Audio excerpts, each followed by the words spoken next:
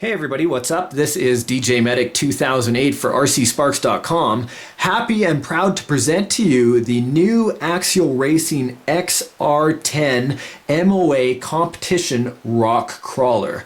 Now this is the same company that's brought to you the AX10 Scorpion rock crawler as well as the SCX10 trail crawling series of truck. Now what makes this different, apart from being the new flagship model, is that the motor on axle, which means particularly one electric motor per axle, is a new entry-level kit that anybody can get into, where other manufacturers out there have not had that ability. Now when I say kit, it is true to form. That is exactly what it is, and you're still going to need a radio, a battery, two motors, a steering servo. You have your receiver, of course, for your transmitter, as well as the ESC and your choice of tires. So yes, there is a lot to go into this kit, but I've sourced some fantastic aftermarket manufacturers to go with this build. So let's actually have a look at their products right now, and we'll get right into step number one.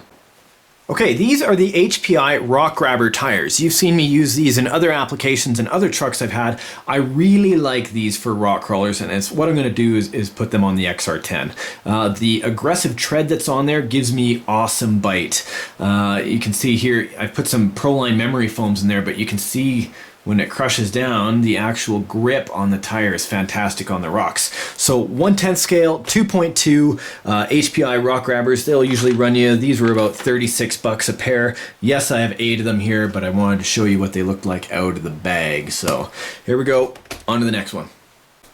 Okay, the electronics of any rock crawler is an essential core part of the build. As you can see, I'm using Tekin FXR rock crawler systems. These are 35 turn motors. Some guys are going with 45s. I have read quite a bit about this stuff. I want to see how the 35s work out of the gate. These are hand wound motors from Tekin with ESC combos. The ESC is super easy to program on the fly. All of the heat posts are directly out, easy for soldering. Now speaking of tuning these, I am using a hot wire box. This is a USB communication port between your PC or your laptop on the go. You can see here for the R1FX, the B1 series, all of these series can be fine-tuned and programmed with the hot wire setup from Tekin Racing. Now, speaking of electronics, let's get on to the type of controller that I'm going to be using for this build. Okay, the Futaba 4PK is the holy grail of all surface radio control systems right now at the time of the shooting. This has many features apart from the adjustable steering wheel and the multiple controls for both the dig and the ESC, or whatever you need with your nitro, drift, stock, touring, any kind of that racing RC stuff. This is the ultimate, and here let me show you why. One of the features it has is a backlit LCD screen, which makes it easy to go all through the features, the EPAs, the reverses, the mixing. Everything you need is here for you. Color-coded lights. You can switch through the LED lights, so with your friends you don't have to worry about mixing up whose controller is who. And of course the 2.4 gigahertz system to make sure that you are always on the safest channel, not mixing with other people's radio frequencies. Anyway, lots of options to go through. It even comes with a battery that's rechargeable and the actual charger. Got this system at my local hobby store, eastridgehobbies.ca. But that is it for now. Let's move on to the power system that I'm going to be using for the actual crawler itself. The power source that I'm going to be using for the XR10 build is provided to me by maxamps.com. Now these guys are industry leading manufacturers in lithium polymer and other types of batteries. The specific batteries that I'm using for this build are 1800 milliamp hour 3S lithium polymer batteries, 11.1 volt. Now, all batteries from Max Amps are actually waterproof, so if you want to use them in the AXiAL SCX10 or the Honcho or any kind of trail trucks, these are ones that I also use.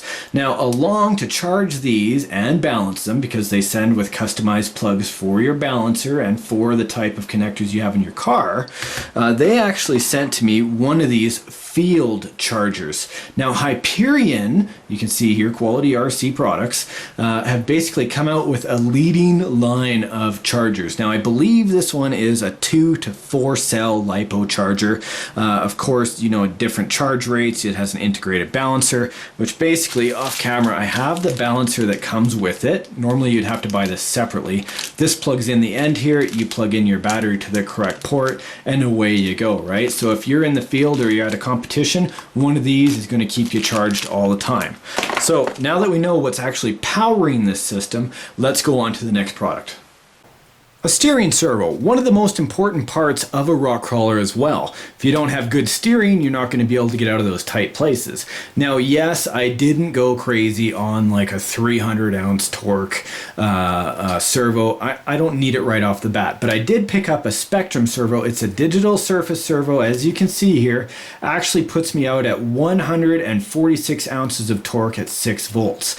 Now, to make sure that I'm getting all those volts, of course, when I need it, I'm going to need to use a BEC. Now we'll get into more of that in a second here, but this Spektrum based servo is one that I've used before and I'm going to be using it again. I figured it would be a good start to be using metal gears in one of these super powerful crawlers. Let's have a look at the BEC. The BEC that I choose to use is actually from Castle Creations. This is a 10 amp peak, as you can see here. It says it can handle up to a 6 cell or 25 volt max in, and of course 4.8 to 9 volt out. This is a power regulator. So, you know, I just showed you this product. Well, if my motors are going from my ESC and they're drawing power, I want to make sure that there's sufficient power going to my servo to give me the ounces of torque I need in steering. Now this here will plug, well, I could explain this. We'll get into this as I build it, but definitely a BEC to make sure that you're getting all the torque out of your steering servo and allocating power properly. Alright, so now I've had a chance to introduce all the manufacturers and the pieces that I'm going to be using in this build.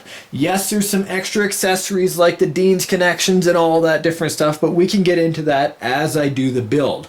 I think we should open up the instruction book and start putting this beast together. Okay, step number 1 for me at least is to actually open up the box and look at the contents of the XR10 from AXiAL. So I've already snipped open the side here. I know a few of you guys wanted to see the actual contents, so drum roll please. Alright, and here you go. So you can see with the XR10, contents are packed very well. Everything is clearly identified in the instruction book and coordinating with the plastic bags.